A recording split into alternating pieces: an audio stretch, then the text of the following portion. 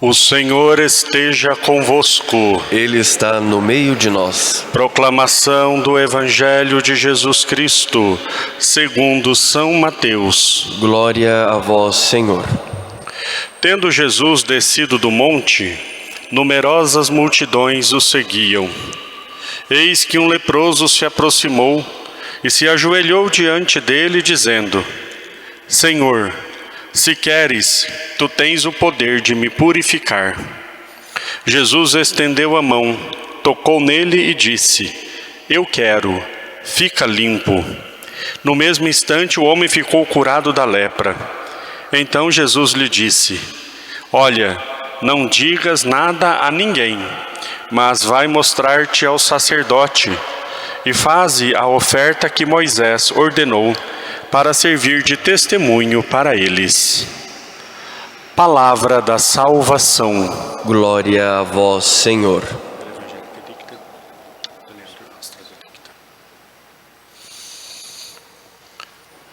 Ó Maria concebida sem pecado, Rogai por nós que recorremos a vós. em nome do Pai, do Filho e do Espírito Santo. Amém. Amém. Meus queridos irmãos e irmãs, reunidos aqui na nossa catedral, também aqueles que nos acompanham pelos meios de comunicação, nós celebramos ontem a solenidade da Natividade de São João Batista. Refletimos sobre a figura desse grande homem, o exemplo que nos deu. Mas, como todas as quintas-feiras, nós estávamos meditando sobre a Santa Missa. No dia de ontem, nós não o fizemos e eu disse que nós faríamos na missa de hoje, do meio-dia. Então hoje nós vamos continuar a nossa reflexão e o nosso estudo catequético sobre a Santa Missa. Nós já falamos sobre a preparação para participar da missa, nós já falamos sobre o sentido da missa, aquilo que ela de fato é o sacrifício de nosso Senhor Jesus Cristo, é o maior ato de adoração que a igreja pode render a Deus, é celebrar uma Santa Missa. Eu li esses dias, se eu não me engano, foi Santo Afonso Maria de Ligório que dizia que todos os sacrifícios de todos os santos, de todos os tempos, não se compara com a celebração de uma Santa Missa. De fato, a Santa Missa é o que tem de mais especial dentro da igreja. São Pio de Pietrelcina dizia que se as pessoas soubessem o valor de uma Santa Missa, nós precisaríamos colocar grades e guardas nas portas das igrejas para conter as multidões que acorreriam à igreja. Por isso, então, nós que aqui estamos, somos privilegiados e entendemos o que é a Santa Missa.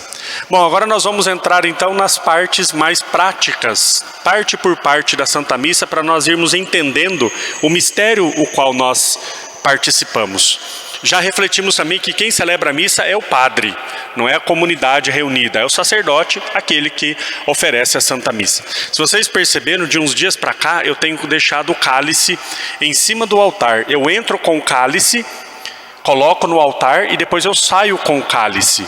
Aquele cálice que está sobre o altar é o cálice que eu recebi na minha ordenação sacerdotal. O cálice ele é entregue para o padre para que ele reze a missa. Então é muito bonito o sentido. O padre recebe no dia da ordenação o cálice com a âmbula e esse cálice recebe uma bênção.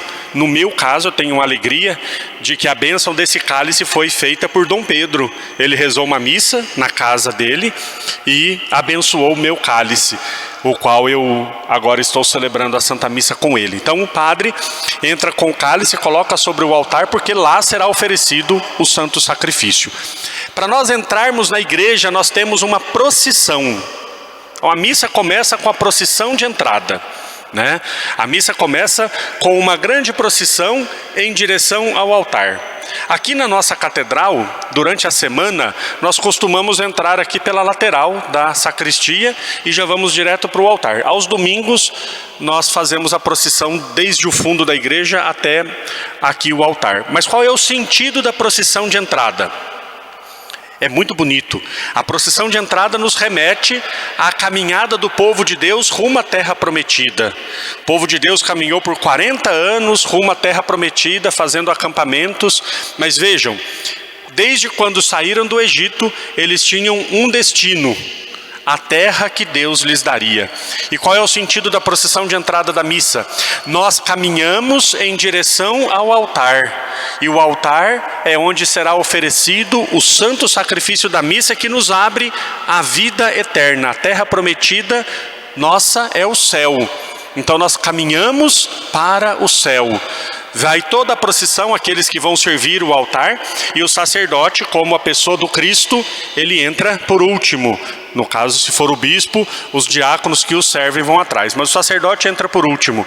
Então nós caminhamos em direção ao altar. Subirei ao altar de Deus, Deus da minha alegria, alegria da minha juventude, né? Os altares antigos tinham pelo menos 3 degraus para nós chegarmos ao altar, porque o altar é um lugar elevado. Assim como o santuário de Deus também era nos lugares elevados, o altar, nós subimos ao altar para lá oferecer o santo sacrifício de nosso Senhor Jesus Cristo. Como Jesus subiu o Monte Calvário para lá dar a sua vida, nós continuamos subindo ao altar para dar a vida por Jesus. Quando nós chegamos na frente do altar, nós fazemos uma reverência profunda ao altar. Eu já falei em algumas outras ocasiões a importância do altar para a liturgia. O altar é o centro da liturgia. Para o altar tudo deve convergir. Então nós reverenciamos o altar. Tem gente que vem aqui do lado e faz reverência para a cruz, faz reverência para Santana, faz reverência para a parede, faz reverência para tanta coisa que eu nem sei o que. É para o altar que nós fazemos a reverência. Alguns lugares acontece da pessoa vir com a cruz processional, para na frente do altar e fica com a cruz. Não, tem que sair da frente. Nós fazemos reverência para o altar. Uma reverência profunda, ou seja, eu dobro meu corpo diante do altar, eu me inclino diante do altar. E o padre faz uma segunda reverência ao altar. O padre beija o altar. Eu já expliquei da outra vez, mas o beijo que o padre dá no altar, o altar é Cristo. O beijo que o padre dá no altar é para que, em nome da igreja, nós possamos dar um beijo no Senhor que console o seu coração. Judas traiu nosso Senhor Jesus Cristo com um beijo. É com um beijo que entregas o Filho do Homem.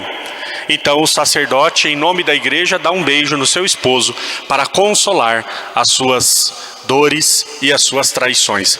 O padre beija o altar e, se for missa solene, ele incensa o altar. Então a procissão de entrada tem este sentido, né? Não é nós entrarmos simplesmente porque é conveniente, não. Então nós estamos unidos a esse povo de Deus que caminhou em direção à terra prometida, e nós assim também o fazemos. Quando começa a Santa Missa, quando começa a procissão de entrada, todos nós, qual é a postura que nós adquirimos, leigos? Ficamos de pé. Nós ficamos em pé. E muitas vezes até mesmo com o convite daquele que está fazendo o comentário inicial. Fiquemos em pé. Por que nós ficamos em pé? Essa é uma pergunta muito interessante. Por que nós ficamos em pé? Ficamos em pé para receber o celebrante? Não! É um não bem categórico. Não! Nós ficamos em pé para louvar a Deus. Ficamos em pé para render glória e louvor a Deus. Meus amados, o padre na missa, ele é o mais importante e o menos importante ao mesmo tempo. Porque quem é importante é Jesus. Jesus age através do padre. Então não existe mais Padre Carlos. Não é Padre Carlos, é Jesus. Como São João Batista disse com tanta propriedade, é preciso que ele cresça e que eu diminua. Só abrindo um parênteses, contando uma historinha rapidinho para vocês. Um dia um padre estava rezando a missa e depois da consagração nós nos ajoelhamos. Por quê? Porque o padre tem que sumir, quem tem que aparecer é Jesus. E uma criança disse no final da missa: nossa, padre, que missa bonita. O padre disse: qual parte você achou mais bonita? A criança disse: quando o senhor se ajoelha no altar e some. Ó, uma criança, hein? O padre disse: ele entendeu a missa. Porque quem tem que aparecer é Jesus. Então nós não ficamos em pé para receber celebrante, nós não ficamos em pé para bater palmas, nós ficamos em pé para louvar o Senhor, para dar glórias a Deus. De pé diante do altar, rendendo nossa glória ao Senhor. Essa é a nossa postura, esse é o nosso sentimento. Esse deve ser o sentimento que permeia o nosso coração. O sacerdote beijou o altar, incensou, se for o caso, se for missa solene, se for domingo. Primeira coisa que nós fazemos é traçar sobre nós o sinal da cruz. Toda oração cristã começa com o sinal da cruz.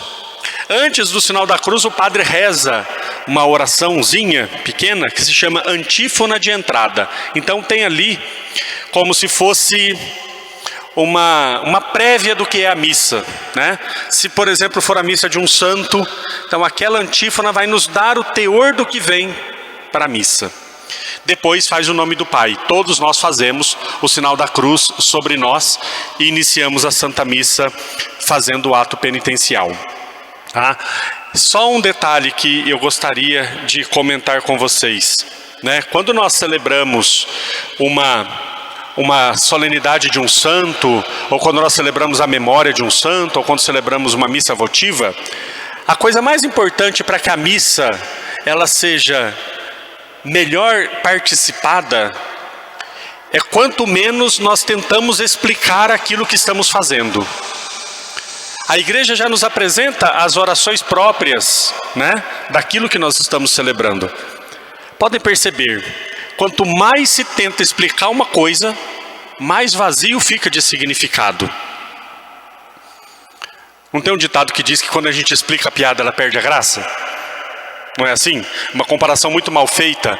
Mas quando a gente fica explicando demais a missa também, ela perde o sentido.